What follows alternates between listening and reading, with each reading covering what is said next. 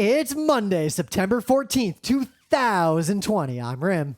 I'm Scott. And this is Geek Nights. Tonight, we're talking about software updates, both from the consumer side and the publisher side. So, really hoped, I had a plan years ago when I moved to the city. I was like, well, I'll never have to own a car again. And I made this pseudo vow, my goal in life was to never own a car again unless it was a full self-driving car that I could just call, it would come and pick me up and drive me places. And even that kind of car I would not buy, nor if there was such a car, it would be no good unless it was municipal. And even then, it wouldn't be that great. But, the reality of America, those are things that are not easily fixed. And there's a lot of places you can't get without a car. And currently, fuck those places. Yeah, most places on Earth. Yeah, fuck them. Okay. I recall you've taken a certain car to conventions in the past. Yeah, this car's gone. Bye-bye. Okay, so I guess you'll never want to ride. Not that I would ever drive this car to a convention, but basically we got a car for the sole purpose of being able to do outdoor things until COVID calms down, because there's really I'm not willing to take mass transit. That's not safe right now. I don't really want to go anywhere unless I can get there on my bike. But once winter comes, there's winter sports I can do alone, but there's no way to get to those places. I can't bike upstate in the middle of winter. Maybe you should just not do those things. No, I want to go outside. I want to be able to continue to exercise. Okay, I want Yeah. Also, there's no way to get to those places. Not going to sacrifice like the rest of us, just be like, oh, you know what? I got money. Fuck the rest of you. I'm going to go skiing in a pandemic. Yeah, I don't care. Not good. I'm not willing to give up anything. Hey, you're out biking. Yeah, and the bike I already owned. Yeah, but also there's a lot of other reasons we'll use it just for this purpose, and the plan is to basically give it away at the end of the thing.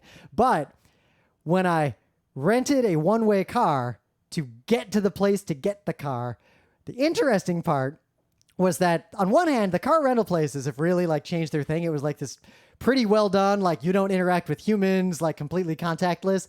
The pandemic almost forced them to do the things they should have done all along. But on the other hand, because no one's renting cars, they didn't just give me a normal car. They don't have a lot of cars. They're trying to get cars out of their space, and it was a one-way rental. They gave me this monster car. This car is it should be banned, this car that I had to drive. Of course, most of the cars that are allowed on the road in America should be banned. This car, it was this Cadillac SUV. The top of the hood came up to my shoulders in front of it. I had to pick it up at night. They just gave it to me. They charged me the same rate as the shitty car I actually wanted to rent. That's why if you're gonna rent a car, if you really have to, there's no alternative. Get the shitty car. Always pick the lowest, cheapest option, because if you go there and they don't have it, you just get some ridiculous car and you pay the one that you chose. You don't pay based on the car you get. It's not you chose, Fred Flintstone car, and we've only got Formula One car. You get Formula One car at Fred Flintstone price. They can't be no car for you, and they can't be you got to pay Formula One price. That's all we've got. You get F1 at Flintstone. So years ago, I even ran into a place. Always choose Flintstone. They pulled a bait and switch scam where when you go to pick up the car, they have in front of the rental place this tiny e-car. Those tiny, almost fake looking cars that seat two people and have a tiny trunk. They have that out, and they're oh, this is the only compact car we have. But tell you what, for $1 more a day, I'll upgrade you to this luxury car instead. I say I'll take that tiny 2 car. Yeah, so we tried to take the tiny 2 car, and if we actually took it, it would have ruined their scam. So they wouldn't give it to us, and they really they were really well, the car isn't actually that safe, and they were so why you're going to give us a car that's not safe? And they didn't know how to deal with the situation. I guess it had never happened at any point. And I'd be yes, that's the car I want. I actually want that car more. If I have to have a car, I want that one more than any of these ones. We opened the trunk to start putting stuff into it, and then the guy freaked out and eventually was all right, here, take this luxury car, discount rate, whatever, please go. Please leave. And they gave us a really nice car for $20 a day. Yeah, because we called them on their scam. Why not let you have that little car though? I guess they need it for their scam. It's Yeah, because they only have got. one of that little car. They clearly So they needed would. it. So basically, you could have taken the car; it was fine, but they would have not been able to run the scam until you brought it back. Yep, and I knew about the scam because way back, remember when you and I were in Australia for PAX Aus, and we rented that car, and we were Yeah, we just ran normal car. But the guy who was at the desk was like super chill, and he he was like, "Oh, let me just give you the cheapest rate." Like, remember that? Yeah, whole that seemed like a normal guy. That was a normal transaction. But He's that like, "You was- want the insurance?" We're like, whatever." But that's where we learned that most car rental places, like all the big companies, there's a minimum rate, and everything else is completely at the discretion of like the local branch. It doesn't really matter. So if you know what that number is, or you're good with the people who actually like are renting it to you at the desk, you can always get any car for almost nothing except like fancy luxury cars. I also learned something else about this horrific car. Because it's a luxury car, no one ever rents these luxury cars. So they're Yeah, like, because that's usually no one's choosing the most expensive option, right? Yep. So that even though you might show up and have paid for a cheaper car, they still give you the cheapest car. So the most expensive car at the rental place is driven very rarely, right? Yep. Because in order for that to go off the lot, they have to rent every single car they've got, right? Like the busiest day in the universe. yep. But the thing that most people don't know is, I was like, no to all the insurance. And then I paused for a second because I remembered something very specific, a voice from my past. You know, the automatic car insurance you get from credit cards with car rentals in America that almost no one knows about, but is still a thing? Mm-hmm. It does not apply to anything classed as luxury. Uh-huh. Had I declined everything? Even if you have a fancy black credit card? Nope. On the credit card insurance, at least the credit card insurance that I'm talking about, the like automatic weird one, does not apply to anything classed as a luxury vehicle, and that is not obvious to most people. Even if you've got like a black gold Zaizen Jotaro card. I'm sure there's some credit card out there somewhere that like has special car insurance. Yeah. But yeah, But like anyway. the normal stuff. But then I realized it's weird that insurance on credit cards still exists. Like, no one cares about that. Most people don't even know about it. No one like picks a credit card because of it.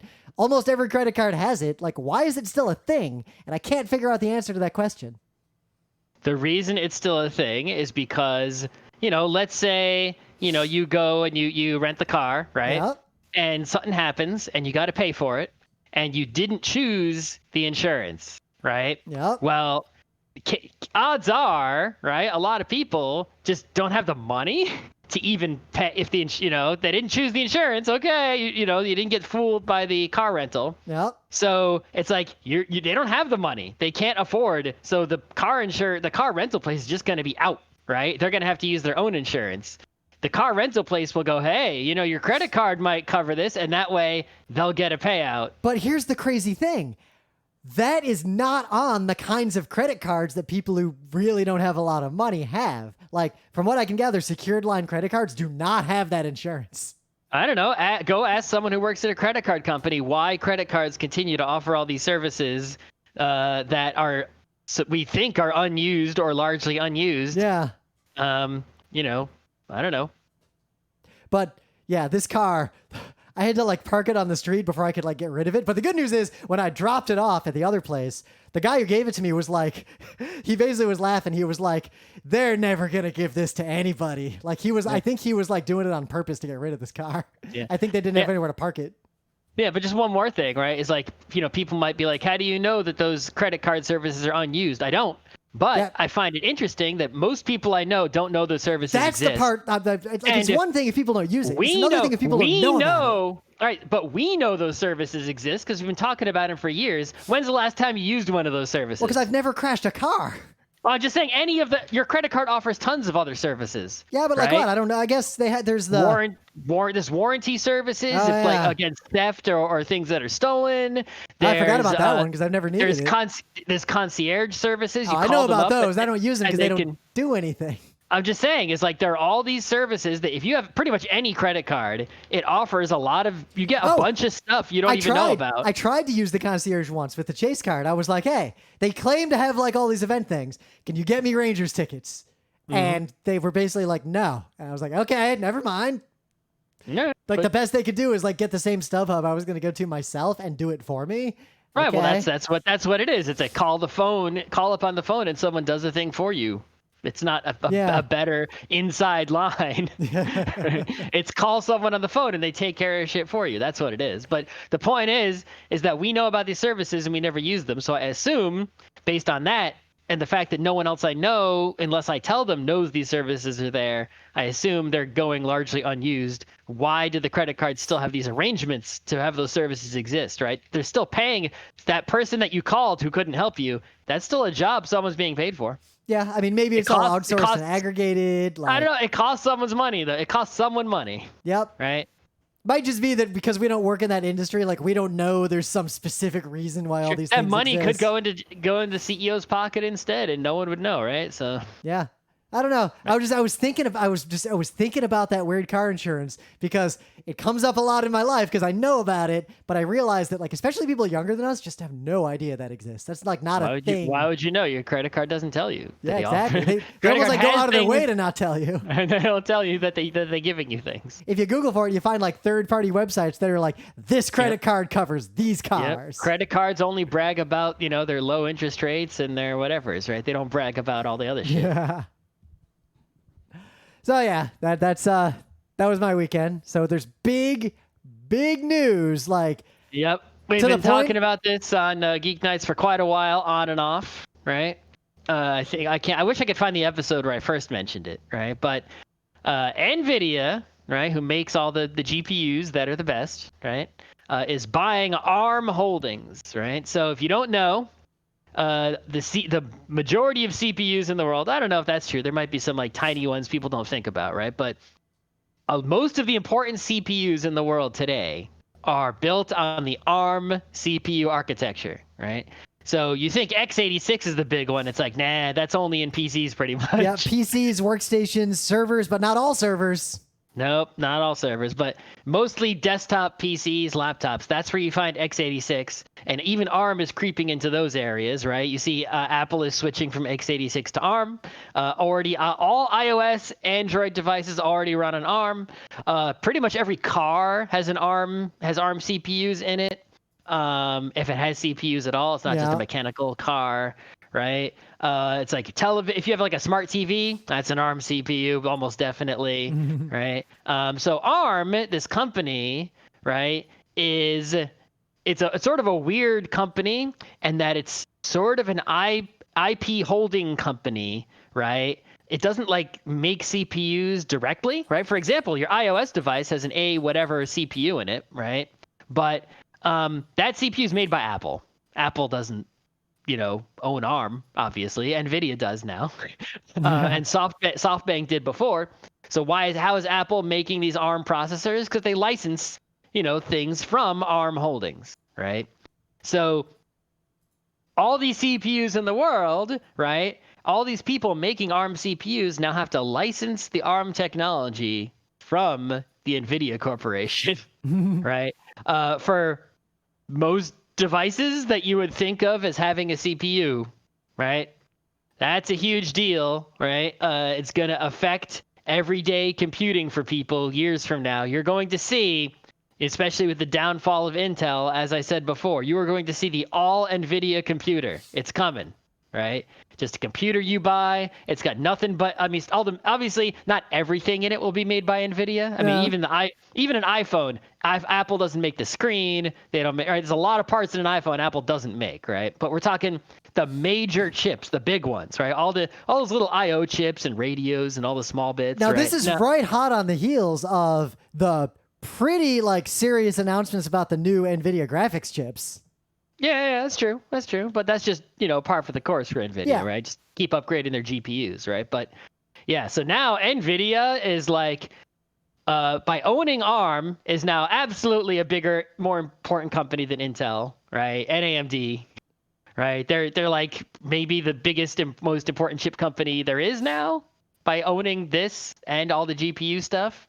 NVIDIA also has said that they're planning to sort of shift their GPUs to like an ARM model almost, right? To where, they're still going to be making GPUs right? But you know how they don't make cards, really. I guess they do make a few, but not really. You don't buy an Nvidia GPU card. Someone else makes the card and buys chips from Nvidia, right? Yeah, that's why you see They're all those gonna- brands. Like you look at like GTX whatever, and you'll see like a bunch of different types. They're all pretty you much buy the it from same. Asus or They might you look know, a little MSI different. They might be or whoever. overclocked a little bit more or a little bit less, whatever. but they're the Right. same. But NVIDIA is going to, in the same way that ARM licenses out the ARM CPU designs, architectures, APIs, all that, IP related to the ARM chips, right, to other people who actually make chips, NVIDIA is saying they're planning to, down the line, license out their GPU technology so that somebody else who makes chips that is not NVIDIA could pay NVIDIA money and make their own GPUs with NVIDIA stuff the same way that Apple makes an A whatever CPU for the iPhone, right? Even though it's an ARM CPU, you code for it in ARM assembly, right? But it's made by Apple. You could see Apple licensing, right? Because right, NVIDIA GPUs from NVIDIA, and they could make like the AN1 GPU, and it's a NVIDIA GPU, right? That's very similar to the NVIDIA GTX, whatever number they're on, but Apple makes it and it's in Apple devices, right? And it could actually end up being better. Like it could end up being the best NVIDIA GPU, right? Like better than the ones NVIDIA makes. But NVIDIA won't give a shit because they'll be making all the licensing money. They don't care. Yep. Right? This could This could bode well potentially for Apple, like actually having good GPUs. Well, there's also some shenanigans, right? Because NVIDIA, despite, obviously making all their chips on the other side of the world, as all chips are, not all, but, right? I mean, I worked in a fab. We did not all we made chips to learn how to make chips. We didn't make the bulk chips. The bulk chips, once the process was set, were made overseas. Right. Mostly. NVIDIA is still is a United States company, right? It's based in the United States, right? It's not a, obviously it operates internationally, as does Apple, right? But Apple's a United States company. Most of the ARM stuff is the rest of the world, right? So SoftBank is the one selling ARM to NVIDIA. Right. So a lot of people around the world, right, are really upset about this, right? So you might actually see potentially, right, if NVIDIA can't sort of keep the ducks in line and keep everyone happy, you could see people abandoning ARM. You could see like Chinese chip manufacturers being like, well, we don't want to send our money to NVIDIA in the US to keep making ARM chips. Screw that shit. We're going to do something else. Right. And there already has been rumblings of these nature, like as of like, I mean, there's a lot of stuff. Like one of the notes in this article is SoftBank, they're selling UK's ARM holdings to the US chip manufacturer for $40 billion. Just 4 years after its founder bought the chip designer and said it would be the linchpin for the future of the Japanese technology group, SoftBank. So they bought it. SoftBank is just, Yeah, they bought it. It was going to be the, quote, linchpin of their technology. And 4 years later, they're selling it for $40 billion. Mm-hmm. I don't know what they bought it for. Or I mean, how they acquire. Like, I have no idea these relationships. I never understood why I never ARM cared. was. The thing I didn't understand was why was ARM for sale to begin with? It's such a valuable thing. Wouldn't it just exist on its own? Well, I mean, all things are for sale all the time. That's true, but it was so strong, right? Obviously, people would want to buy it, I guess, but it's like, it's like, yeah, Apple's for sale. It's like, you can't buy it. Good luck, right? It's number one, right? So Microsoft is for sale. No one's can buy that, right? So I figured ARM was at that level of you can't buy that, but I guess that was not the case. So, but yeah, I think SoftBank just wasn't in a position to capitalize, on owning it. Well, right? so SoftBank. Remember, these things are very rarely. Now, again, I'm not going to, I don't have inside information or anything, but very rarely, and you can read this article, are transactions like buying a big company, just here's $40 billion in cash, thank you for the company. Usually there's trading of assets and things. So the way this is working, SoftBank will be the single largest shareholder in NVIDIA. Oh, really? That's NVIDIA is paying SoftBank. But it's not going to add up to 51%. It's just It's the single largest shareholder. So it'll I be don't think there'll be a majority, but I did not check. I guess I could look that up. Right. Know. But there'll be no one else. Like, so they might end up holding 15% of Nvidia, but it's like no one else individually has 15%. But there's still probably maybe like a group of people that collectively are are like-minded shareholders that have more than So SoftBank Nvidia does. is paying SoftBank $21.5 billion in their own stock. Yeah. And So who owned that stock previously, right? Like the board of Nvidia, assumingly, right? yeah, probably the company itself probably. It's Train Game. It's in the They in the haven't company sold still. They're yeah, okay. They haven't sold them yet. Yep, and No one bought those IPO shares. yeah, and $12 billion in cash. So Yeah. SoftBank's still in a position to make money from this investment. There's probably a lot going on we don't know about, and we're not qualified to talk about. The only thing we're interested in is what will this do to technology? This is going to make, this is just the next step in something that's been a long time rumbling. Chips move slowly as far as consumers see the chip world, right? But chips, microchips, silicon underlies all computing, right? Yep. That's everything else is just like boards and what, input outputs. Like the chips that's where all the action is, right? So if something happens in chip land, you see that bubble over into everything else eventually, right? So this has been brewing for a long time. Intel's been having a lot of trouble. They've been going downhill, right? You started seeing that when they had their delays on certain new processes that were coming down the line. Well, you start to run into diminishing returns. You're seeing Nvidia, Intel reorg. A lot of people leaving Intel. Intel's having a lot of trouble. They're going down. Yep. AMD went up a little bit in the x86 space, but you can see the world moving over to ARM over the past 10, 20 years, right? The world has been moving to ARM. On one hand, like you might say, oh, but Raymond Scott, weren't you talking about ARM and like laptops a long time ago? Not work. Yeah, it's consumer stuff is like direct consumer stuff. Like a laptop is a totally different ball game, and it moves really slowly because you can't easily like rebuild that software and like redeliver that software to the consumers of the world. But industrial devices, embedded commercial software, devices, embedded things, all those things are basically already ARM. And it's much easier to, if you're actually, it's like you tend to build something and then it stays that way forever, right? The chips that are being made and produced are for new things, right? So either someone's redoing all their biz or they're buying all new biz, right? It's not like people are sitting there and upgrading and sticking what they got like consumers do, right? Yep. So supposedly part of this, which I'm wondering about, is to make this happen, SoftBank also decided not to strip an Internet of Things thing out of ARM before the sale. So all the Internet of Things stuff, which seems to be the thing that people are actually interested in, that is with ARM. It's not going to like stay with SoftBank or be its own company.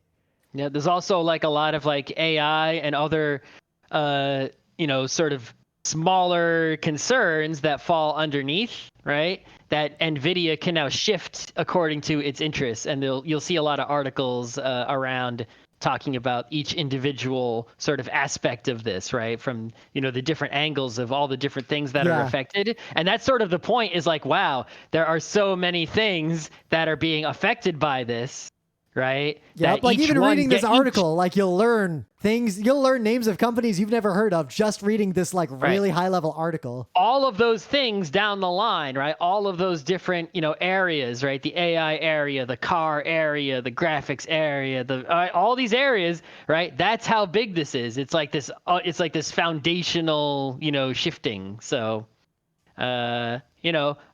someone was like, man, why didn't you buy, talking about buying Nvidia stock? And I'm like, I said this like was going to happen how many years ago, but I'm not an evil money thinking person. So if I thought at the time, if someone had just said, if you think Nvidia is going to, own the world, why don't you buy Nvidia stock? If someone had said that at the time, I probably would have, but I don't think that way. And now it's too late. So it doesn't matter now. I haven't looked at how Nvidia stock went since the announcement, actually. I assume it just skyrocketed, but I don't know.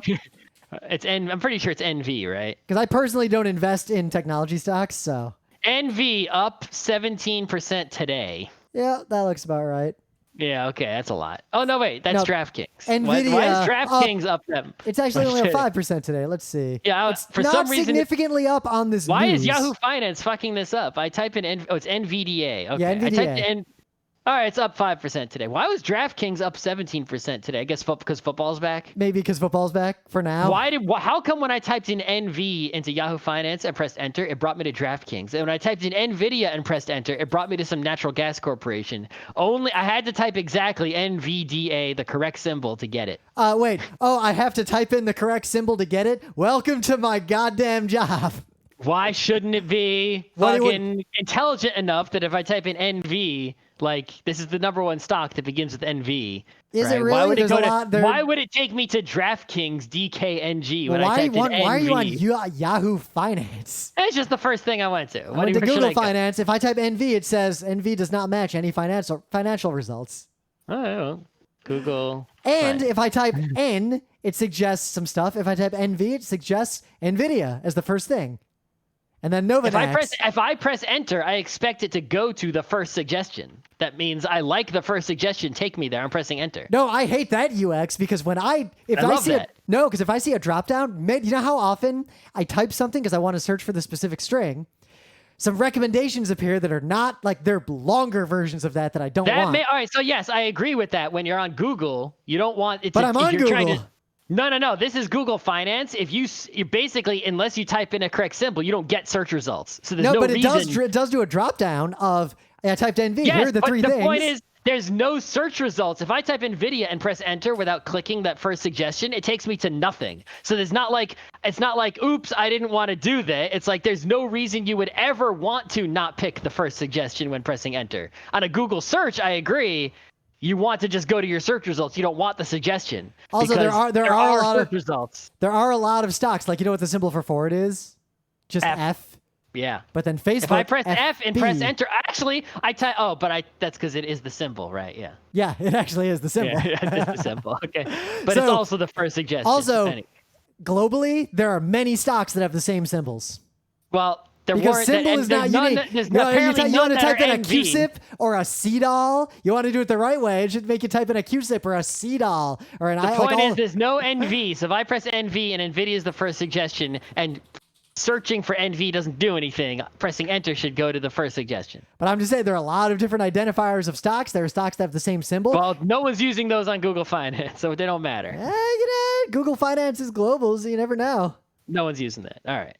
I remember way back trying to buy some stock that was not listed in America. It's okay that we spent a lot of time on this because it was a big news. But we didn't make it a main bit because as much as there's a lot of news, we would just be speculating. We're not actually like that. Like, I'm not an expert in ARM technology. I know enough to know that this is huge and to have seen it coming, but I don't know enough to know all because it's so big. I can't. Frankly, the technology considerations are not going to be what drive this. The corporate and government considerations are going to be what drive how this develops. And we do not know enough about that.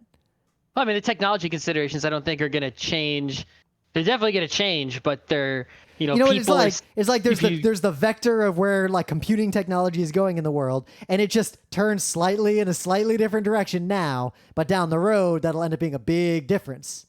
Mm-hmm. But like a year from now, the world's not going to change dramatically because of this. No.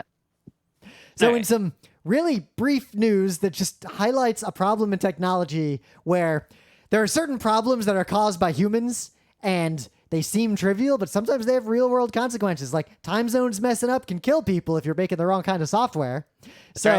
This is a story where a family in Spain was basically accused of child porn because an IP address dynamic that at the time was allocated to their house and like few enough other people, I guess, to where odds were any communication on this IP was their house. Is this a shared IP on a net?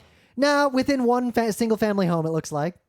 Okay, so the ISP was tracking which dynamic IP was assigned to which house at which time. Yep. That IP address got porn at that time. It uploaded some child porn.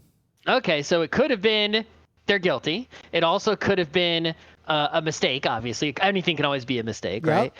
Or it could have been like some malwares in their house uploading child porn using their computer. There's a lot of ways that could go. Right? You know what happened here? Basically, the point I'm trying to make is I don't know the law in Spain, but in the U.S., what I'm saying is that based on that evidence alone and my expertise, there is reasonable doubt. Oh, yeah, there's reasonable doubt. So what happened was they got a search warrant to go to the house. to try see to if there was reduce the any. reasonable doubt. Okay, Yeah. sounds good. Yeah, They at didn't- least I agree as a non-lawyer that with that evidence, although there's still reasonable doubt, if I was a judge and you brought that evidence to Well, me, 'cause I would remember, give you a search warrant. Reasonable Judge doubt. Scott says search warrant So is Scott, okay. reasonable doubt, remember, is only during the trial. Right I know. now, What I'm saying is that we're looking with for that- probable cause is the term you're looking for. I'm saying is that with that evidence, Judge Scott would give the search warrant. Yeah, it would be probable cause for a search warrant to go just check it out. Right. So But the cops juror Scott would say not guilty. so the cops show up and they don't find anything, and they do their shitty cop stuff, and you can read about it in the story. They harass the family. Eventually, found nothing, but the family then fought back to try to figure out how the hell this happened. You know why this family was incorrectly accused of child porn? Because the report came from the United States with the United States date format. The police in Spain used the European date format, month, day, year versus day, month, year. If they had corrected the date and time, They would have gone that after a different address, IP address. That IP address would have, it's the same IP address, but Nope, it was would have been. No, it was the same IP address, but the family was not using that IP address on that day. Right, exactly. It would have been the same IP address, but they would have found out, that IP address wasn't assigned to this house. It was assigned to someone else at that date and time. They just had the date and time wrong. So 10/11/2016 could be 10/11 or 11/10, depending on where you live. And because America uses a different format from basically the entire rest of the world, and this investigation crossed international boundaries, they just fucked it up real bad. And because the technology involved is so pathetic, it actually took the family a bunch of time to sue and figure out that was the problem. And now they're suing for damages. Good. Yep. Moral is America. I use month, day, year because that's how almost everyone does it because I live in America. But I recognize that it is utterly, utterly stupid to do month, day, year. Dude, I use, at least whenever I have the opportunity, when I use year, month, day. Oh, yeah. If it's mine, I'm year, month, day. Everything I do, all my files, year, month, day. GeekNights is year, month, day, Yep. right? It's like perfect order. You can't go wrong. It's always unique. It's always exactly right. There's never confusion no matter where you live in the world if I go year, month, day. Yep. In fact, I can use that string of numbers as my database key if I really need to. That's right. It's year, month, day is for as long as you don't have more than one thing happening on the same day. Yep, exactly, which we do. Then you just go year, month, day, hour, minute, second, millisecond from big to small. You can't go wrong with big to small. Yep. Right? DNS, com, right? Well, dot. Com, Google, www. Right? Big to small. And in one last really, really small news too, way back, we mentioned this. We didn't really follow up on it, but I think it's newsworthy. So, way back. Oh my God, this wasn't that long ago. This was in July. Let's see. So basically, last year, You don't even know your own news. Firefox, I was looking for the date of this news. Last year in March 2019, totally different world, 1,000 years ago, Mozilla, Firefox had a cool feature. You can just send a file to anyone. Yep, Firefox Send. It was this really cool website where, because for some reason, back in the day when you're on the internet, sending files should be the easiest thing in the world. You have a computer, the other person has a computer, want to send a file. It's a pain in the ass, right? Because you have to form a direct connection and no one has their own, you have to open ports. Everyone has a NAT router. Just sending a file directly to someone else is hard, right? You need some sort of intermediary. Most people use Dropbox or Google Drive or something like that these days. Back in the day, we'd use AOL Instant Messenger, ICQ. You could just drag a file into it. I used to transfer send a lot of files via ICQ. That's how I did a lot of my piracy as a kid. They don't let you do that anymore, right? The peer-to-peer file sharing networks, right? Those aren't too much of a thing. They're still out there, right? But sending a file directly to another person is not as easy as it used to be. Email attachment, you got limitations, right? Yep. So Firefox made this cool thing. It was encrypted. It uploads the files just uploaded. It's completely anonymous, completely free. There was a limit on size, but that's it. You go to Firefox Send, you drag a file, it uploads to a server. It creates a URL. You send someone the URL. That URL lets another person download the file one time. And then they get rid of the file so they don't fill up their server, right? With hard drive space, that you get that file out of here. It's already been downloaded, or maybe whatever. And now you don't need an account. You don't need anything. You can just send files to anyone very easily, unless your file is enormous, in which case you'll figure out something else. Yep. Right? So 4,000 years ago, on July 17th, 2020, they suddenly shut this service down, and we found out about it because Scott tried to send me a file, and he was like, "Oh, I think Firefox Send doesn't work anymore." Yeah, we used it to send GeekNights recordings back and forth because why not? So they shut it down basically because people were using it to send malware to other people to trick them. Exactly. What you would do is you would upload a malware to Firefox Send, Yep. and then you would send someone a phishing email or some other kind of email, trick them into clicking on this link. You don't need to own any servers to host your malware. There's no way you can be taken down, right? No, you don't have a server to take down. You're nothing, right? You're just someone sending a message to someone else on the internet with a link, Yep. right? You don't need any accounts for that. You can't be traced in any way. It's really hard to find out who did that. And that was part of the goal. Like Firefox Send was partly a goal to be able to privately and securely just send files to people. Like, yeah. So now somebody gets an email or who knows what, right? They click a link, they download a malware from Firefox, a completely trusted website, and they run it, some exe, and it's a malware, and that messes up their computer. And we have no idea who did it. Yep. And so Firefox is like, well, we have a service that's being misused for evil. If we keep this up, evil will continue to abuse it and go unpunished. So we don't want to continue to provide that service for evil. Let's shut the service down because we have no way to provide this service without providing an evil shield. Oh, so in this article, someone, they posted a link to a tweet that's someone saying like, hey, Firefox Send is being used for this malware. Can you add a report abuse button? But the account that reported it is called Lena Inverse. And it's at inverted Lena. Very nice. That's cute. Yeah. But the problem is, how do you have a report abuse button? The file is gone, but they don't have it anymore by the time anyone can even look at that. You could theoretically send them the URL of like, hey, this is the URL that sent me a malware. Yep. And then they could figure out like what IP address Maybe. uploaded that malware. That IP address is just using some VPN service or Tor or who knows what, right? It's like, okay, someone... But they also like wouldn't be able to verify like, was that file really on that link? Because they don't keep it anymore. Was that a malware? I don't know. Was it a child porn? I don't know, right? Yep. So clearly, and this has been the problem for all of time, the reason this feature does not exist is that it will be used for very good, secure, private things. It will also be used for horrible things. There's really no way to prevent the latter with a secure file transfer system ever. They just can't do it. Nope. That's why it doesn't really exist in a lot of places, and Dropbox gets abused heavily as well. So I was looking around. Dropbox at least is not anonymous, right? The Dropbox employees and can look around and be like, oh, there's a Dropbox full of child porn. We know who to send to jail right now. Yep. And we won't get it wrong like Spain or whatever. So I'm looking at the Firefox website, and they actually have like an update about Firefox Send. Oh, what's the date on the update? I can't find a date. Okay, great. Doesn't actually show a date. It's on support.mozilla.org. What happens to Firefox Send? Mm-hmm. So basically, they said it's temporarily down while we work on improvements, and they're going to try to do two things. One, improve abuse reporting, and two, the requirement that users have a Firefox account. I am confident, maybe I'm wrong, I like to be optimistic here, but I'm pretty confident this will not solve the problem and that there is no way to offer this kind of service and actually solve that problem. Because now the people who are sending malware just have to do an extra step. Make fake Firefox accounts. And if they make it hard to make a Firefox account, then people aren't going to get Firefox accounts. If they make it hard to do the file transfer... I think the Firefox account already has, the same kind of protections that you have against making a Google account or a Facebook account. Right? Not like a Twitter account where you can just make them more easily. Facebook, you can make them kind of easily. Google is a little harder than that, right? Yeah. A similar thing is you got to go through some captures and you got to go through some other rigmarole. I do have like 5 Google accounts when I think about it. Yeah. You know how it is, right? Yep. It's a pretty good but not perfect shield against just someone, just not having any account at all. It's like, wee. But it's interesting that... Imagine if you could tweet with no account. Right. Just a Twitter where you could send any HTTP request that the website receives, it tweets. Just like...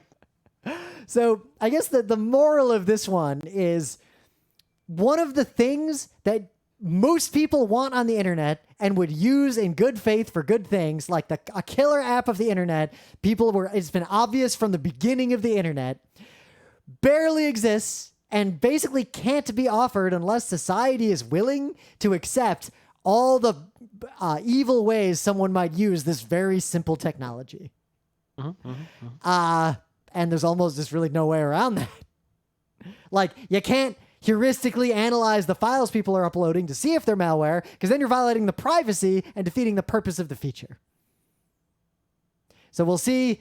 I don't know if Firefox Send is ever going to come back or not, to be honest. And I'd be really... No, and you know what since we've been unable to use it, we've been sending back the files using Google Drive, and it's actually way faster. Yep, so. It is actually a lot faster and easier, and we're just using Google Drive now. Yep.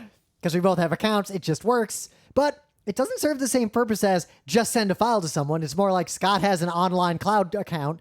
I have my own online cloud account. Scott shares a file with me. I can go to Scott's online cloud account and download that file from his thing. Yep. Which is fine for us, but imagine trying to explain that to your grandma compared to just tell them, use Firefox Send, type my email address. Mm-hmm. But anyway, things of the day. What do you got? So, nerds often have this fantasy, especially nerds that live in a place where their selection of internet service providers is awful or limited to 1 or 0, or they live in a place where the internet service providers are offering very slow or crappy service, or pretty much most of the United States, right? The internet service providers are offering slow, expensive service. Yep. They're too far away. We have a friend who has a really good ISP that's a mile down the road who won't run fiber the 1 mile down the road to his house because there's only one house, right? It's like, the amount of money that costs, right? He lives not too worth close. It. Yep, exactly. So this dude, Jared Mouch, I hope I'm pronouncing your name properly, Jared, has a little YouTube channel here. And Jared, out in a rural-ish looking location, right? Not too rural. It's like if you look he shows a map of where he lives. He's like where his house is farms, but like a couple roads away. But those are, a couple blocks away, being rural blocks, right? Not city blocks, right? Are like, suburban developments with, cul-de-sacs and a whole bunch of cookie cutter houses, right? So there's definitely people in the area, right? They're just not right on his doorstep exactly. He was mad because, the only ISP he could get was slow as shit. He was using like a wireless ISP. That's all he could get, really. That was slow and meh, but, it's what he had, right? He goes and he puts in several years of labor and a large amount of money, hundreds of thousands of dollars, and he does the work and he learns his shit and he sets up his own internet service provider. He lays fiber. He hooks up, he gets customers to sign up and pay in advance. And then presumably once the things are up, they'll just have free service until that advance payment runs out, right? But he needs that money up front to get things going, right? Yep. He's the support, the equipment, the hookups to the actual internet on the How other do you side. get property owners to let you like run fiber through their property if there's dealing with the city and getting a stop work orders and the other utilities not accidentally busting the gas line when you're digging and like everything. He gets it done. He's online as of September 2020. And here is the 34-minute YouTube video. He breaks it down. He breaks everything down. He got it done. So if you've got that many years and that much money to invest and you want to start an internet service provider, right? It can be done. Yeah. You can do it, right? If I was in New York, it would be way harder because underground is way more of a mess than he's like, oops, I cut one wire in a dirt field, right? It's like, but yeah, buying fiber, having your, machines that you left out at the work site stolen, hiring contractors to dig stuff. It's like, just the amount of shit you had to go through. It's like, we knew that was the kind of shit you had to go through. And that's why we never even thought of, we stopped before we started. We didn't even go down this road, right? We're like, we see all that shit in advance. We're not even going to touch it. We're just going to suffer with shit ISP or move to where there's good ISP, right? But nope. Jared here, he said he saw all those obstacles in the way and he put in so much time and effort to chop them all down. Good job, Jared. I hope this video paves the way for someone else to do the same, because a world with many small Jared ISPs is way better than a world with a few big ones. And it's amazing to see that, like, when he started, he had a couple megabit, right, from his wireless whatever, right? And he got his shit finally hooked up, and he goes to, like, speed test, and it's like 700 megabit, and he's like, could you imagine that feeling of working on this?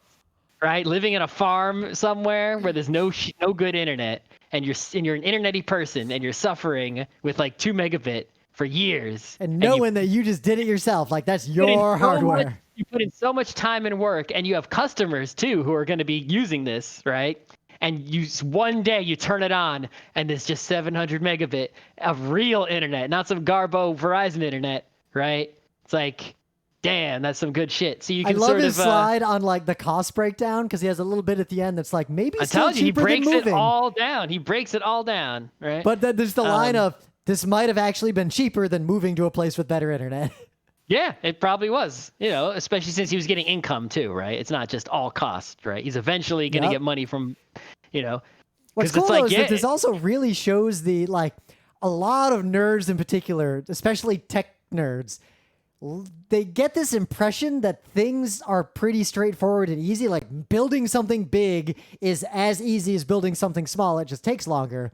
I think they really underestimate the like multiplication of concerns as you rise in scale of what you're trying to build. And the fact that this video breaks it down, this is like, this is almost like required viewing for someone who's a sophomore in a tech school to be like, yo kid, just because you learned how to write like netcode for a trivial game does not mean that you now understand why netcode is bad on a Steam game that's gigantic. Right, and this is how all projects go, right? You have to realize no matter what you're working on, right? It's like, okay, you make a Gundam on your desk, a little plastic one. You want to make that giant Gundam that they have in Japan, right? It's not just bigger. That's 1:1 scale, right? Guess what? It's not just the same thing, only bigger, right? It's as hard. And this is only a tiny ISP he's made, right? Imagine trying to be Verizon. I mean, that's why that's a giant company with a That's why Verizon That's why next time Verizon charges, not to say that Verizon's good, fuck them. Yeah. But at the same time, that there's a reason they charge you $100 a month, right, for whatever or more for whatever service they're giving you. I pay that, and you know what they give me? There's fiber that comes into the front of my apartment, and I'm connected to that piece of fiber, and I get a shit ton of bandwidth over it. I don't have to worry about any of this. And I didn't have to do what Jared did. Right? Props to Jared. Yeah, good job, man. Could try to get Jared on Geek Nights. Yeah, go ahead. The thing is, I gotta watch the rest. I haven't watched the whole video, so I gotta. You should watch. It's worth the 34 minutes. I'm gonna watch it to the end. So my thing is a real simple little cute thing, but I bumped into this channel. It kind of like how recently we realized that a ton of these really good funny animations were all from that one Worth It Kids YouTube channel. There's another little channel like that. The Fernanda Diaz Artwork YouTube channel. It's got like 260,000 subscribers. It really should have more. And it's all these short little like animated music videos to like snippets of songs and things. But this one in particular I'm linking to is called, to the song like Morena. And it's just this series called Witch Bunny. And it's this really well animated girl with like this magic witch hat that's a bunny. And this guy that there's a relationship with, and he's got like a cat familiar. And they're just super cute and super beautiful and well done. And they're just a little bright spot in your day. And if you enjoy this video, the whole channel is just full of this stuff. Like, this is just really, really good, cute, simple animation. All right. I'm trying to do more fun, like, things like that, where I don't have, like, a moral or, like, some big thing or screed or something. This is just... This thing, they were just too good. I could not put that on Geek. No, I'm saying yours is great. I'm saying this is just, like... It's the best thing I've seen since the last time I did a Geek Nights, which was literally the words we wrote down in 2004 when we were trying to plan Geek Nights. We came up with the idea of a segment called Thing of the Day, and the literal idea was, what was the best thing you saw on the internet since the last time we recorded a Geek Nights? Meta moment, finally. Yeah, meta moment. All right, so the PAX Online is ongoing. It is currently PAX Online. We are at PAX right now. We're literally Geek Nights from PAX. When has this happened? So you can go to the PAX Online Discord. It's open. They got PAX Online on Twitch. They got PAX Online on YouTube. They got PAX Online on the PAX Online website. There's PAX Online on Facebook and Twitter even, I think. Yep. PAX Online is on everywhere 24/7 until it's over. Our panel is New York time this Friday at 5 p.m. New York time, 2 p.m. Seattle time. On the PAX 3 channel. So go to the Discord and the YouTube or one of those platforms where you can watch video, and you'll see the panel then. It is a 100% new panel. If you hear that from me, that is true. Actually new panel. And that will be the first time you can see it. There may be a VOD up available of some kind. Who knows? Yep, we will Maybe be in the we'll Discord. upload it. We'll be in the PAX Discord, like answering questions and chatting Yes, with you. we will be in the Discord appropriate channel, which I believe is the one entitled Goose Theater is the third one, right? I'll double check. Stream 3 Goose Theater, and then when the panel's over, the discussion moves to Stream 3 continuing discussions. They got two channels, so come to the Goose Theater Discord channel, chat with us. I think they're even going to give us a special color on our names as the panelists. It's basically the equivalent of the speaker badge we'd normally have during our panel and for like a couple hours afterward. And then also, while you're there, you might as well join the official GeekNights Discord server. Yeah. You have Discord, well, come on over. The Twitch chat is going to be sub only, so just be aware of that. I might look at it, but I don't think I can chat in it. Yep, just come to the Discord. If you actually have a question. I'm not using a Twitch sub on PAX 3, right? So there you go. I mean, back when I was a live streaming enforcer, I was on PAX 2. I never touched PAX 3. Yeah. Other meta moments. The book club book is still Tale of Genji. I have not read another word of it. I wonder, as the weather gets cooler and I'm doing more low-key outdoor activities, I might spend time sitting under a tree reading. So we'll see. My urge right now is actually to build some of these Gundams that are piling up. My urge is to deal with. We got other conventions we got to make panels for and announcements. I'm basically stuck doing Geek Night shit all week this week. I also got an urge to actually write some software, so I might write some software. I don't know. Ooh. GeekNights website? Something? Yeah. I don't know. There's a lot of Geek Night stuff in the hopper. We will be doing a cool, I'll just tell you guys, I don't know when it's going to be scheduled, but it's Super Mag West. We're technically going to have our first Super Mag West panel because we've never been to Mag West. We might not ever go to Mag West. Yeah. But because it's online, hey, we can do a panel at Mag West. We're going to do, it's a variation on a theme. We have our panel. We don't need to record it again because we did it like perfectly a long time ago, called Play Dirty to Win. So Mag West. You can just go watch that panel on YouTube right now, right? That one goes deep. That one there's like a 10-minute segment where we'd look at if you're listening to this right now, there's no reason to watch our panel at Mag West because it's going to be that same panel, only shorter. Well, a lot shorter. Half as short. 25 minutes instead of 60 minutes. Yeah, half as long and, half as deep. So just watch the YouTube video and don't bother going to Mag West. Well, I think the difference is, the way we got to do this is the Play Dirty to Win panel really was more about, this broader picture of, being a player of games. And we talk a lot of anecdotes and a lot of details and examples. And we have this sort of meta conversation about, where's the line? The short version is just, you want to win? Do this, do this, do this. Fuck your friends, do this. It is more like the how-to guide without any of the ethics or morals or meta commentary. Okay. Well, I guess we're going to do it because they're only giving us 30-something minutes, right? Yeah, I guess we'll record it tomorrow or Wednesday. Okay. Also, I'll tell you guys right now, we just watched Wolfwalkers. We're going to talk about that on Wednesday. If you want to watch Wolfwalkers in super high quality and you don't want to pay Apple, you can rent it on the Toronto International Film Festival for 15 Canadian dollar dues. I thought, $19. Oh, I paid less than 19. I thought it was 19, but it's Canadian. You're right. Yeah, well, Canadian is not as bad as it used to be. This is an unexpected, very small, but still nothing silver lining of the pandemic is that things going online means we now have access to things that we never had access to, right? It's like someone who could never go to PAX ever. They've never been to a single PAX and wouldn't be able to get to one. For us, PAX Online is a disappointment, kind of, right? But for them, PAX Online is like, ooh, I finally get more than 0 PAX, right? So, as someone who likes going to a film festival, but has only been able to go to New York ones and not that much, right? As much as I would like anyway. Suddenly I'm accessing films from film festivals all over the place, right? So, if you don't see Wolfwalkers as part of the Toronto International Film Festival, which is available right now as we're speaking, until some undetermined time when the film festival is over, you're going to have to wait until late October to supposedly get it on Apple TV Plus or buy it on iTunes. So, yeah, that's the thing. Or buy a Blu-ray or a DVD or whatever. I don't know. Yep. I guess it'll be in theaters in non-U.S. countries too. But dangerously go to a U.S. theater. Yeah. I don't know how many U.S. theaters it'll actually be in, if any. Don't risk your life to see the movie. No. It's not that it's not good, but no movie is that good. There is a theoretical movie that would be that good that does not exist as far as we know. I could not. I don't think any movie could be so good I would risk my life to go see it. What if the movie just reprograms your brain via your eyes, Ghost in the Shell style. It's just a basilisk. I'd watch it at home. I'd wait. What if it only works in the theater? I'd build a theater. Because it's 8K. I'd build my own theater. I'd buy an 8K screen.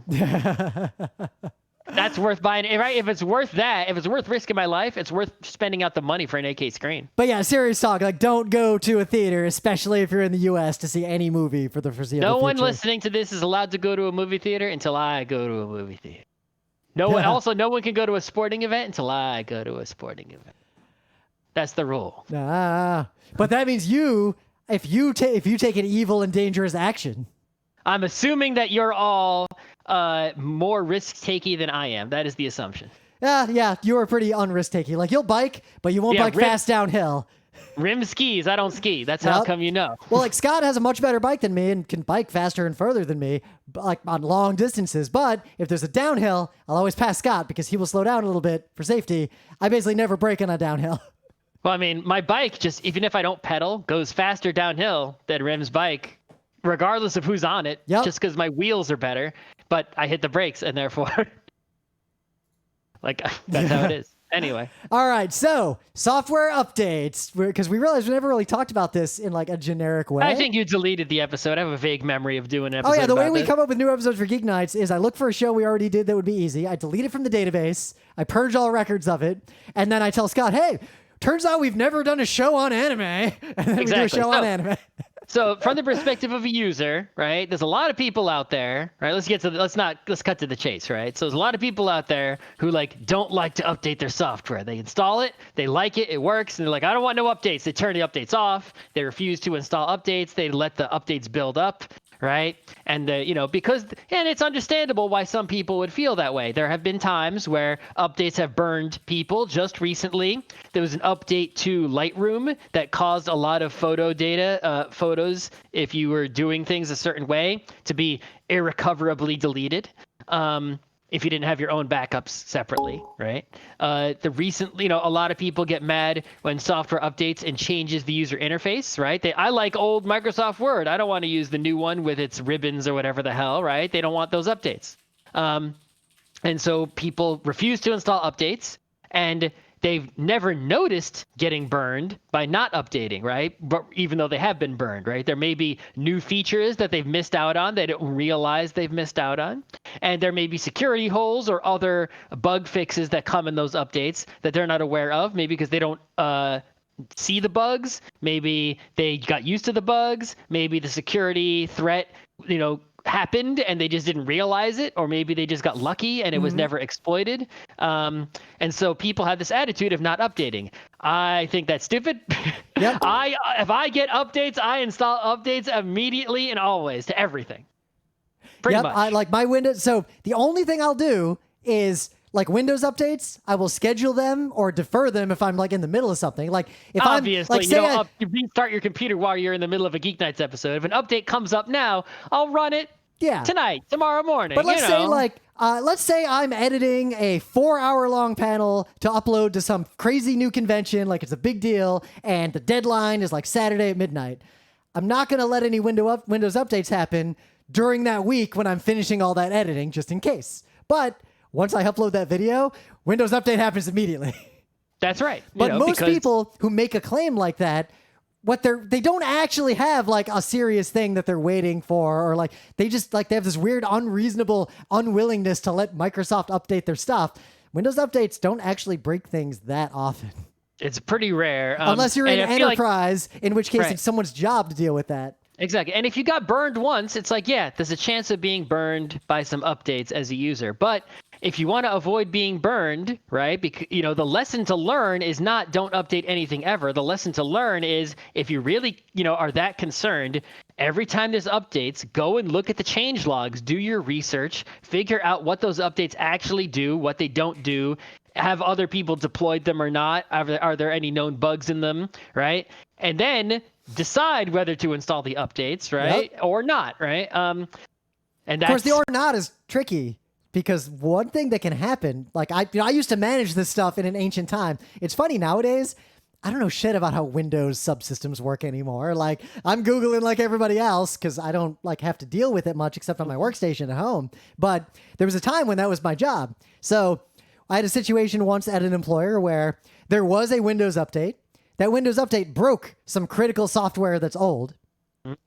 There's no way to make that update not break that software. And the software would have to be fixed, or Microsoft would have to change something about the nature of that update. The latter is not going to happen 99% of the time. So in that situation, it can be a tricky decision. Like, I couldn't just say, well, all the Windows machines in this factory will never get a Windows update again. That is not the right answer, but that seems to end up being the answer in many cases. Yep. The problem is, what is the right answer is highly specific to you and your exact situation, but generally it involves come up with something clever or make a VM. Yep. Another thing is, when I say install updates immediately, right, you have to remember I'm talking about updates that are stable, release updates. Yeah, right? don't subscribe your production like Linux server that you do stuff on to like the bleeding edge, like every commit someone makes. A lot of large software projects, have different levels of updating. Windows, for example, you can get regular standard updates. You can get I think there's like 2 or 3 levels of like, I want the new hotness, update Windows every night with the brand new code that hasn't been fully tested yet, right? It's like, don't do that unless you're a Windows developer, right? You're working on Windows itself, and then you need those updates, for your Windows software. But, if you're just a user, always subscribe to the stable updates, the most tested ones that other people have already put through their paces or whatever, right? And, people might be like not trusting someone who's sending down updates, but it's like, well, but you're using their software. You trusted them enough to put their software on your computer. That's the people I don't get the most. You're already all in. Like, it's like, okay, you don't trust Chrome to send like some, you don't want to turn on the auto updates because you don't trust Google to like not do something evil to Chrome, right? But you trust them to put Chrome on your computer already. You're already in the hole. Yep. Right? You're already in the hole with that. There's no point in turning off the updates now. You already gave in to them. If you don't trust them, you shouldn't install that Chrome in the first place. Yep. Then you have the people who... And at least you're consistent. But then you have the people who like the UI or UX of something, and they don't like changes that were made to it, and they just decide arbitrarily, from this point forward, I will never update my software again. And those are the people that today are still asking questions in forums like, how do I get Adobe Premiere CS4 to like not crash when I export this video because I haven't gotten a bug fix? So there's a little difference there, right? So we've been talking so far about just like patches to your existing software, right? It's like, I have Windows 10, but like someone who has Windows 7, Windows 10 is not just an auto update, right? If you have, I don't know, what's not an auto update these days? A lot of things these days are just auto updates, but I guess especially like consumer software, like your Twitter app on your phone just updates itself. But I guess Microsoft Office even now is like Office 365 or whatever, right? Yeah, you can have the like regular installed Office too. Yeah, there are still some software projects out there where there is a clear division of like, okay, this is this version and it is updating, but now here's a new release. It's actually a different sort of updated, better, different thing, but it's still the same thing. The way that, Windows 95 is not Windows 3.1. The way that Adobe CS4 is not CS2, right?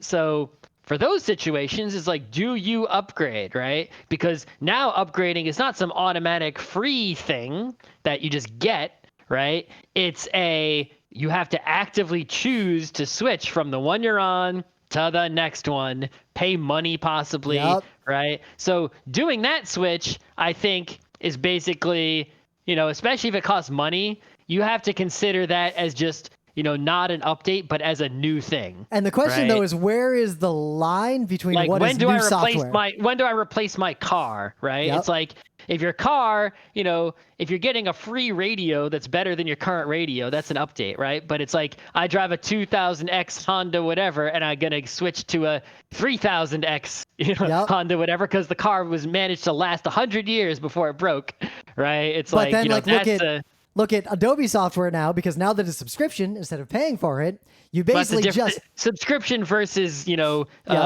pay for the one thing is a completely different topic, Oh, right? yeah, but when you're subscribed to it now, it is just like little updates come over time forever.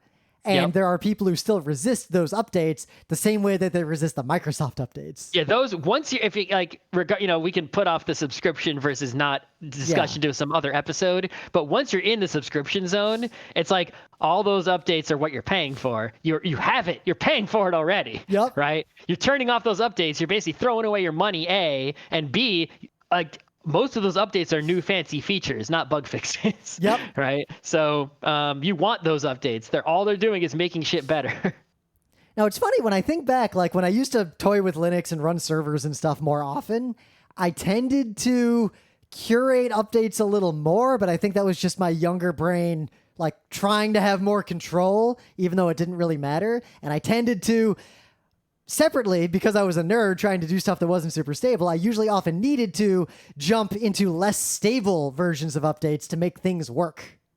Well, yeah, I mean, that's just a Linux world thing, right? Yeah. Is that, you have lots and lots of small packages that all interact and have dependencies on each other. That doesn't exist with monolithic software packages, right?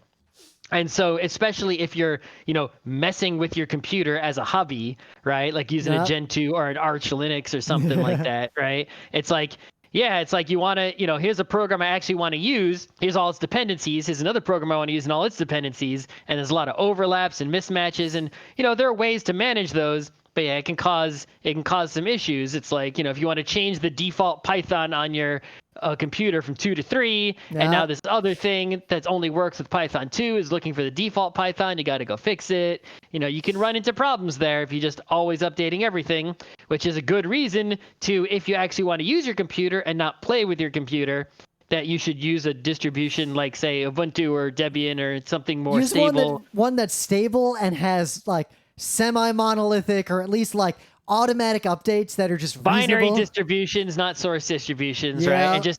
And just run the auto update, and unless you do weird stuff, it's going to take care of everything for you, right? Yep. Now, a listener pointed out, I was going to get to this, there is even more complications here. We live in New York with fiber and like everything, but there are people who have devices that can't get online often or that have metered bandwidth.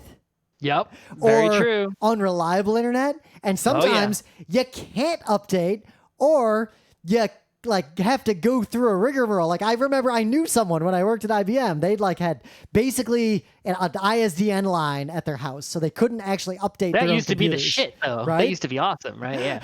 I think that old website is down where the guy's using AOL, and the tech guy's like, "The fuck's wrong with you? We have like, I actually have like a corporate OC3. It costs like $1,000 a month."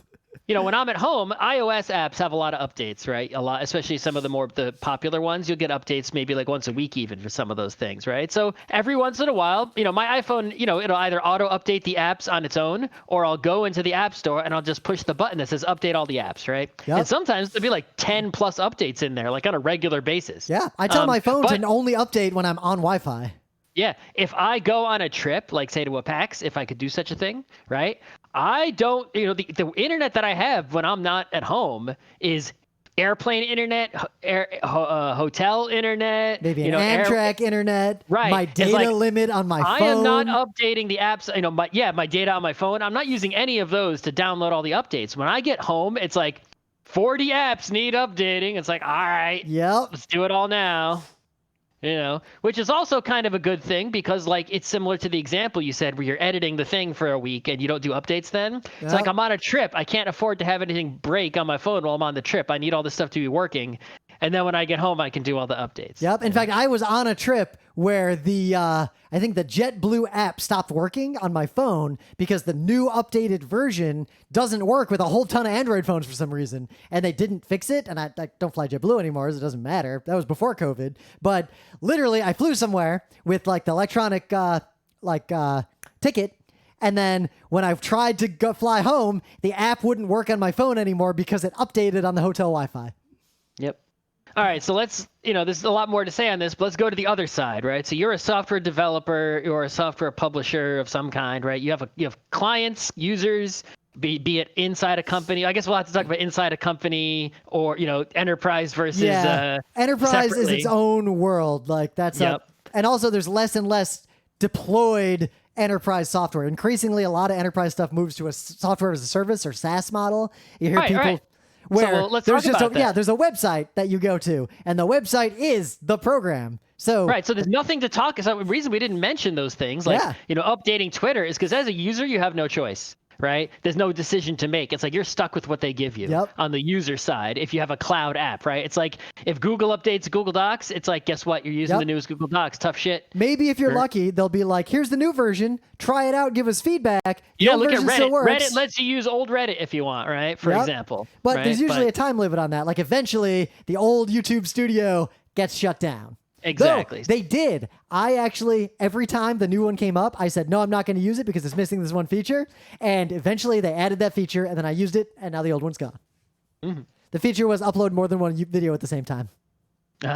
So that's why we're not talking about that from the user side, but from the developer side. Okay, so when do you update, right, your softwares? So, you're probably putting bug fixes out on a daily basis, right? So if you have like a SaaS situation, right? It's like maybe you've got a really good development workflow with the testing. We've talked about, I think, GeekNights episode on like CI/CD before, right? Yep, we did that relatively recently, I want to say. Right, so that you can go listen to that. That is the good way to do things in a software service model where things are just constantly being deployed all the time. Users don't even realize it, but bugs are just getting fixed constantly. You can even do fancy stuff like deploy an update to some of your users and then scale it up later. There's all sort like that. That is a different world of updates.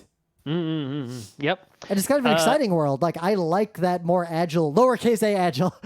I like that more agile like idea of software. Like software is a little fluid. Like I feel like there are fewer people, though there are still people who will see like the UI change slightly and they freak out.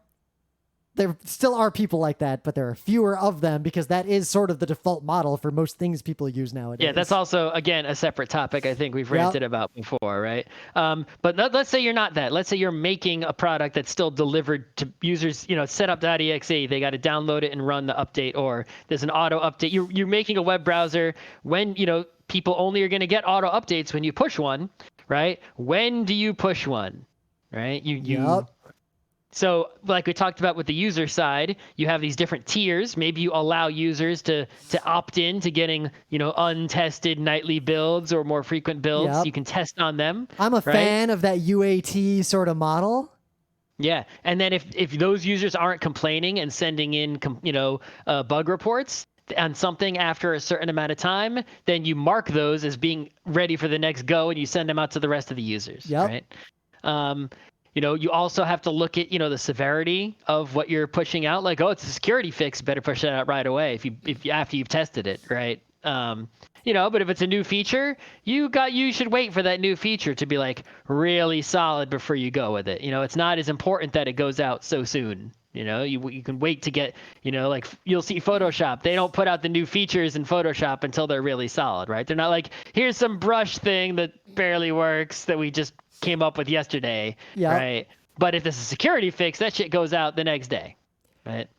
And in terms of like auto updaters, do you have to think of like it really comes down to if your audience is big iron enterprise or like smaller shops in terms of does your updater itself have to support those enterprisey type of workflows? Like let the administrators in a firm like control the deployment settings of updates via a registry setting or something. Yep. Like, do you make that easy? Do you support it directly? Do you support it directly in your app? Or do you just make it a monolithic install and AXEs and MSIs and let them use generic tools? Like, that really just depends on who's using your software, for what, where, how, why, etc. Yep. So if you're doing some enterprise-y biz, right, you got to realize anyone getting your software is a customer, right? So now, and like they're paying a lot of money. Not, the users of your, $50 software are customers too, but you have supposedly a lot of them. When you have a few enterprise customers, right, even few could still be a lot, but much fewer than, customers of a consumer product, and they're paying more money each. Now the concerns, it's like there's similar concerns, but the weight on them is very shifted, right? It's like, okay, we got a new update. This is a security update. We need to push this out right away because if any of these systems are compromised, that's devastating, right? Sometimes there's SLAs that you have to worry about. Like if Google makes a mistake, people want their money back. Yep. Right? Clawback clauses are a thing in certain kinds of software. Like, oh, if the software has certain kinds of problems and you don't fix it within X hours, I get a refund. Yep, that shit is important. Now, you also have to think about keeping the users happier, right? Because they're using this every day at work, 8 hours a day, supposedly, maybe, right? It's like you got to make sure those people are happy, right? To a point, like, there's a weird situation. Right? It's like you can upset, like Twitter makes, like we just said, Twitter makes updates to its UI that makes people upset, but they just have to deal with it, and eventually they shut up about it and forget about it. Enterprise people, that doesn't happen. Yep. You have to keep them happy, right? But you also get into this weird situation where the users sometimes aren't actually the people you have to keep happy. Sometimes they're unhappy no matter what, especially in big enterprise. You keep the purchaser, whoever makes the purchasing decisions. That's the customer, not the user. The person who signs the check. Well, the person who authorizes the signing of the check, the person who actually says spend that money, that's the only person you actually have to keep happy. But if you piss off the wrong users with a poorly planned update, that person is going to be unhappy, and now you're screwed. Yep. Now, also, when you're doing enterprise software, you got to realize that the old models of the old day, if you're not doing the SaaS thing, right, or even if you are doing the SaaS thing, right, they still exist. So when you're making a new feature, not a fix, but a feature, right? If you're doing the old model, it's like, well, do we just give all our existing users this feature for free to make them happy? Or do we hold off on this feature and sell it as like an upsell, right? So next time we send our vendor to go visit them, right, our salesperson, right, and they consider the salesperson event, right? Anyway, right? You say, oh, we got this new feature. You want to pay us $20 more a month for it, or 200 more, or 2,000 more, right? It'll make your life easier. You sell them on it, right? Versus just giving it to them for free. Yep. Also, if you got the SaaS thing going on, right, where everyone's just accessing your software from the cloud, you develop a new feature. Well, is this feature for all users? Is this feature for only the people who are pro level? They're paying more per month per user, right? Well, do a real analysis. Is this an option for existing users, or is it a feature targeting new users? Right? Is it a steering wheel? It's like, all right, all cars got the steering wheel, or is it the air conditioning that not everyone gets? Yeah. It's like, you got to consider those things, right? It's like, can you imagine being an engineer? You develop the software, and they're like, yeah, we're only gonna get like 10 people using this because we're only gonna let them use it if they paid $100 zillion. Yeah, then like the update process to like get that feature can be kind of onerous because it's like a one-time, like, well, they get the special version of the software. Yep. There's a lot to discuss there, and it bleeds into, like, look what we just said. What we were talking about now bleeds up into, like, the business planning. It also bleeds down into, like, the DevOps. Like, it starts to cross a lot of lines in big companies on both the publisher side and the user side. It gets really complex. Like, it's really hard to talk about this in detail, especially considering, like, a lot of this has been my job over the years. I can't share a lot of anecdotes. Yep. But, there is a third space I want to touch on briefly in this episode. Okay, firmware good. Then I got to eat food. Yep. Oh, firmware? Yeah, firmware's a little bit different. Because firmware updates are an interesting... Because there are software updates that can effectively brick software. Like, I've seen updates to software that change a database in a non-reversible way. I've had sometimes updates for iOS apps where the app, you try to open it and it just immediately crashes. And it's like, well, I shouldn't have updated that one, right? It's all it does is immediately crash. Now I restart my phone, I delete and reinstall the app. It's like, nope, it's just crashing. They need to fix it. And usually they do fix it. But it's like, well, that software is bricked. It just won't even launch until whenever, right? Yep. Now, occasionally there have been situations, I had some software, like consumer software a while ago, where the auto updater itself broke with an update, and the only way to fix that was to go... the auto updater with an auto update. There's no auto update for that. You had to go get an EXE to fix the auto updater to then get the rest of the updates. But the trouble they had was telling their users to go do this, convincing them that it wasn't a lie or a scam or malware. I've seen that happen a few times. My advice to you as a publisher, if you're going to have auto updaters, it had better be able to recover itself. Like, focus on that first. If an update fails, it had better work its way back to where it was before the update tried to apply without any weird problems. I like the software architecture of if you have an auto updater or updater in your self-updating software, that you also have a backup updater in your software that is like, you can invoke that one if the other one fails, right? To sort of reinstall the whole schmagegi. But also, publisher, you got to worry about security because your updater. Updater is often it has where the security holes are. Yep. Attack someone. The updater has a way, like a fallback mechanism. Someone figures out the way to get that to turn on, and they start like publishing their own updates. They point the auto DNS. Updater is often the security hole. Yep. Your stuff better be signed, or point the auto updater at a different IP, and magic comes down the pipe. Instead. Yeah. Make sure you're not installing updates from some not official source for anything ever, because that's basically how you get ruined, no matter what. Firmware updates are the one place where I still do not recommend people just blindly install the newest version of firmware on all their stuff. Because exactly. Firmware updates don't they can brick your device permanently. They're fiddly. They're often difficult to install. It's getting easier over time, but depends on what you're updating. My phone's firmware, pretty easy to update. My hard drives, I'm never going to bother with that. No. But yeah, so people think firmware is kind of magical and mysterious. I could find there's some resources online that sort of demystify firmware, but basically firmware is just software. It's not special. The only difference is that instead of being written to your hard drive, right, where it's sort of, feels like it's malleable, it's written to some flash storage inside of a device where you wouldn't think of there being storage, right? So it's not really a big deal to update firmware. The problem is that if firmware is bad, right, it's sort of part of hardware, and it's hard from a user interface way to interface with it. So if a hardware has bad firmware, that hardware appears completely broken, even though it may be fixable. Like if I apply a firmware update to my printer, it might just not power on anymore. Now what? Good luck. Yeah. You're gonna, there is a way probably to fix it, but it's not going to be obvious. It'll be annoying, tedious, difficult, right? You'd get the printer to launch in a debug mode and do a thing, and maybe put a file on a USB stick attached to the printer. Set up a TFT. A lot of firmware updates involve running a TFTP server on your local network. I haven't seen that one. I've seen that one in the past, but not recently. I've seen that one. I've seen that one a lot. A lot in the past. I've seen that one a lot in the past, but not recently. But yeah, so when you're going to install firmware updates, it's oftentimes there can be good firmware updates. For example, I update the firmware in my camera pretty regularly. I check the changelog first, but all you do is put a file on an SD card, put it in the camera, turn the camera on, wait. Don't touch anything. Wait for it to finish. I've never had a problem doing it. It's always worked. Yep. But I check the changelog, and most of the time, it's this lens will autofocus better, and it's a lens I have, or we added a feature so you can use your camera as more of a webcam, kinda, right? It's there's meaningful updates in those. They don't push those out for just any old thing, right? It's they push them out when there's something significant in there.